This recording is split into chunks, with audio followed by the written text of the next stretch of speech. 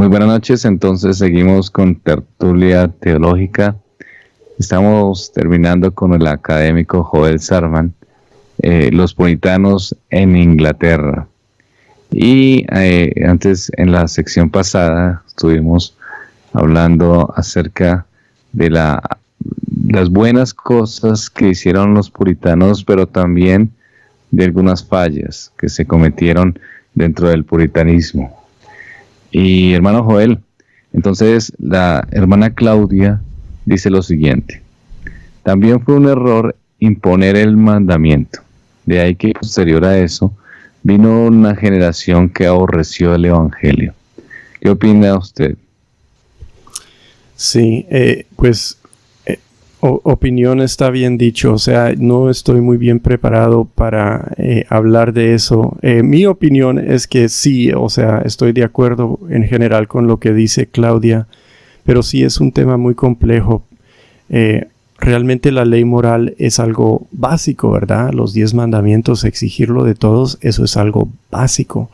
El problema en el que se complica, me parece a mí, es en cuanto a la... cómo se llevan a cargo cómo se ejecutan esas leyes. Por ejemplo, queremos encarcelar a la gente por el adulterio, o el castigo es por pura sanción social, o cómo se maneja todo eso dentro de una sociedad. Eso ahí en la implementación pues se vuelve muy complejo, y fue quizás en la implementación en la que fallaron los puritanos. No soy un experto sobre eso, pero es una buena observación y tiene mucha controversia, obviamente, y sería algo bueno para estudiar y conocer más. Y es que además, hermano Joel, no más dentro de los marcos de la iglesia es difícil regular muchas de las normatividades. Si es difícil dentro del marco de la iglesia, ¿cómo puede ser dentro del marco político y social de una nación que también tiene inconversos que negocian, que trabajan, y cómo se puede legislar de acuerdo a los mandamientos? Si dentro de la iglesia es difícil a veces. Alguna vez alguien me preguntaba que si los niños podían jugar el domingo. Entonces esta persona consideraba que no podían jugar. Obviamente entra en un dilema moral. Bueno, o se puede jugar en el parque, o se puede jugar con los carritos en la tarde. ¿Sí me hago entender? Sí. Cada cosa se vuelve una complicación aún dentro de la iglesia, pues mucho más será una afectación a nivel social, ¿no? Sí, es complejo, sí. Listo, hermano, entonces seguimos adelante. Muy bien. Entonces estamos diciendo que en esa libertad de 1646 al 53 más o menos, cuando estaban en toda la guerra civil, es cuando también floreció la libertad religiosa, porque nadie estaba mirando qué están haciendo la gente, no estaban mirando tanto. Crecieron las iglesias independientes, obviamente tomaron el poder. Cromwell fue un independiente y el parlamento eran independientes, y las iglesias bautistas también crecieron mucho en este tiempo. Pero también, como hemos dicho, condujo igual al crecimiento alarmante de las sectas y de los locos. Tantas sectas hay que yo ni sé si pueda dar una lista completa de todas las que proliferaron en ese tiempo. Pero vamos a hablar de algunas de ellas para que la gente tenga una idea de qué están haciendo estos locos. Entre las sectas que surgieron en ese momento están los que llamaron los cavadores. ¿Por qué? O en inglés, diggers, porque usaban terreno público para poner sus propios jardines. Decían, no tenemos dónde poner nuestro jardín, vamos a cavar en el terreno público, en el centro, en los parques. Y eso era una secta, era una persuasión religiosa de los cavadores. También estaban los que se llamaban los de la Quinta Monarquía. Ellos se basaban en los 4 reinos del libro de Daniel. Después de esos 4 reinos, es seguido por el quinto, el reino de Cristo. Ellos decían, nosotros somos la quinta monarquía. Y creían que políticamente había llegado el tiempo de Cristo con ellos y que tenían que, introducirlo. Y no sé si hicieron algún levantamiento político entre el desorden de la guerra civil o no, porque no los conozco muy bien. También en este tiempo surgen unos muy conocidos, que son los que se sacudían, o los temblorosos, que en inglés son los Quakers, los cuáqueros. Ellos vienen de estos tiempos, son una de las sectas que salieron. También estaban los niveladores, algo parecido a los Quakers en algo, o quizás a los niveladores, en inglés los levelers, que quizás les diríamos los igualados, dedicados a tumbar jerarquías y a no respetar a la gente que está sobre ellos. Y vieron muchos más.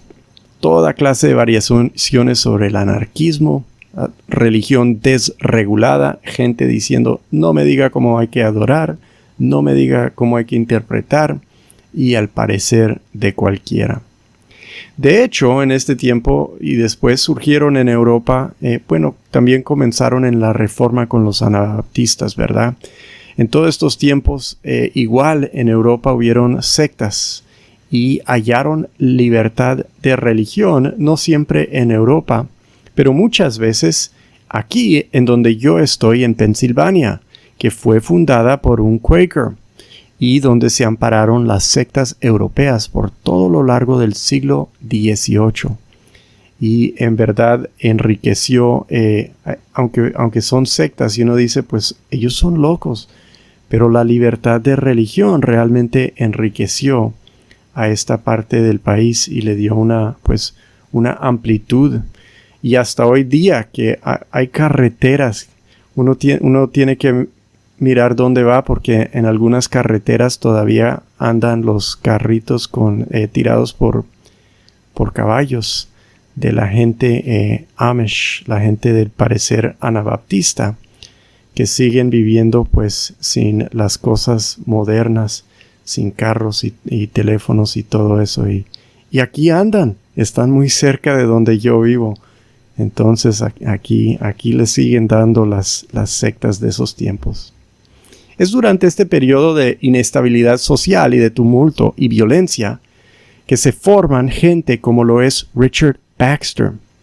Richard Baxter y otros buscan usar la religión para estabilizar de nuevo su país después. Y, hermano, sí. Alejandro hace una pregunta. ¿Las sectas en su momento tenían algún objetivo en común o en alguna oposición en común? Lo que tenían en común es que todos estaban haciendo según su parecer, porque la iglesia anglicana, la iglesia inglesa, pues había dictado lo que todos hacían, pero la gente estaba pensando por sí mismo, y cuando por fin le quitaron, por decirlo así, la tapa a la olla, que la venía tapando el arzobispo Laud y Carlos I, cuando le quitan la tapa a la olla, toda clase de cosas se salió de ahí, y eso es lo que tienen en común, que todos están haciendo las cosas, están interpretando la Biblia sin ser educados, sin las formalidades de la educación y cómo hacerlo responsablemente y a su parecer, y es eso que creo que tienen en común. Listo, hermano, adelante. La inestabilidad, el alboroto y la violencia de la guerra civil realmente fue lo que por 90 años después en Inglaterra hizo que se sospechara que la gente sería demasiado seria de su religión y se considerara que ser serio por la religión es una especie de fanatismo. Claro, todos no pensaron así, pero fue un parecer muy común. Y en el siglo XVIII la iglesia anglicana se volvió muy frívola, enfatizando el buen gusto y la buena sensibilidad, pero no tanto la religión de corazón. Y es por la revolución puritana y por la reacción al caos de la guerra civil que se volvieron así por mucho tiempo en Inglaterra. Y ese es el contexto en el siglo XVIII de que la iglesia no toma la religión muy en serio y es más de buen gusto y de buen parecer. Es en este contexto que no quiere tomar la religión muy de corazón que surgen las personalidades después de John Wesley y George o Jorge Whitefield, que vienen en el gran despertar en Norteamérica y también hacen sus cosas en Inglaterra. De eso hablaremos después. Lo que quiero ver ahora... Sí, ¿hay una pregunta? Sí. Okay. Susana hace otra pregunta. Sin embargo, algo bueno de unir la iglesia al Estado es que se podía perseguir a los herejes. Hoy en día no hay nada de eso y por eso hay tantos. Pues ahí yo diría que a la fuerza hacer que alguien cambie su parecer sobre la religión no es una victoria para la religión sincera. O sea, perseguir herejes, quizás en el sentido de castigarlos, pero no me parece que es trabajo del gobierno hacer eso, y no estoy seguro que es algo bueno, porque en cuanto a la religión, es la persuasión que usamos y razonamos y hablamos con la gente y oramos por ellos, pero no usamos fuerza mayor, y es en ese ámbito que se ejerce el gobierno. El gobierno usa fuerza mayor y castigo, pues, de cárcel, de ejecución y todo eso, y eso es perfectamente legal para lo que hacen, pero yo no creo que eso es debido en cuanto a la religión de ninguna persona, porque ¿cómo puede ser una religión sincera si viene al filo de la espada? Sería muy como el catolicismo, ¿no? Y también la Inquisición. Y también como el protestantismo en algunos momentos. Sí, claro. Igual, sí. Pero sí, o sea, es un abuso en cualquiera y es un abuso en el Islam. Ellos tampoco lo deben hacer. Jorge de Perú pregunta: ¿cuál fue el principal motivo que impulsó al puritanismo? ¿Fue la reacción protestante a la iglesia oficial del Estado? ¿O fue una continuación de la reforma que se inicia después de Lutero? Sí, la segunda opción es una continuación, es un querer reformar más de lo que obtienen en la reforma inglesa en el primer siglo de la reforma en Inglaterra. Y pues si quieres saber más de eso, acude a los primeros programas que hemos hecho. Yo no sé cuántos llevamos ya sobre el puritanismo inglés. Son como 8 o 9, ¿verdad? Pero sí, son como 8 o 9 divididos en 2 y están en YouTube por si los quieren. Exacto. Ahí están en YouTube, en Iglesia Bautista Reformada del Redentor. El hermano Jorge tiene el link de YouTube y ahí pueden encontrar en la serie que es el puritanismo en Inglaterra. Sí. Listo, hermanos, continuamos. Bueno, hemos llegado al fin del puritanismo inglés. ¿Cómo se acabó este movimiento tan tenaz e influyente? Parte de su derrota fue su rigor. La gente común y corriente nunca iba a tolerar una sociedad controlada por el rigor puritano. Es un problema de las sociedades prósperas, el mantenimiento de la disciplina. Como reacción a la época puritana vino la disipación de la época de la Restauración, con lujos, inmoralidad, frivolidad, deísmo, toda clase de cosas. Entonces el rigor puritano en parte lo acabó. En gran parte, interesantemente, también la derrota del puritanismo fue un asunto de la educación. Y fue parte de la derrota de la ortodoxia reformada en general, que caracterizó toda Europa en el siglo XVIII. En el siglo XVIII, pues la reforma y la ortodoxia reformada, aunque persistieron, pues se empezaron a abandonar. La pedagogía y el material que se usaba en todo este tiempo estaba cambiando, y es esto que también contribuye a la derrota del puritanismo. ¿En qué sentido? La pedagogía antigua era continua con la educación clásica. La educación que recibieron los padres de la iglesia, que se continuó en las edades medias y era basada en las autoridades tradicionales. Estudiaban Aristóteles, como lo llevaban haciendo desde las edades medias, y estudiaban la teología con bases metafísicas, con filosofía, es decir, tradicional, premoderna, se puede decir. Hoy la gente se pone muy sospechosa si le hablas de la filosofía y la teología, pero la teología clásica es informada por la filosofía clásica, la filosofía antigua, la filosofía premoderna. Nosotros somos sospechosos quizás porque ahora los teólogos liberales tratan de casar la filosofía moderna con la teología cristiana y no funciona. El estudio que obtenían en las universidades en verdad no se cambió hasta mediados del siglo XVII. ¿En qué consistió el cambio? El nuevo organon, es decir, organon es la palabra griega para instrumento. El nuevo instrumento educativo, el nuevo organon creo que se dice en español, de Francis Bacon, repudió o reemplazó el viejo organon, el organon original de Aristóteles, el libro de Aristóteles llamado organon, instrumento de educación. El fundamento de dudar todo en vez de creer para poder entender, que es lo que decían en las edades medias, creo para poder entender. Pero entonces se puso un nuevo fundamento, dudo para poder entender. El fundamento de dudar todo, ¿a quién se debe? A René Descartes, ¿verdad?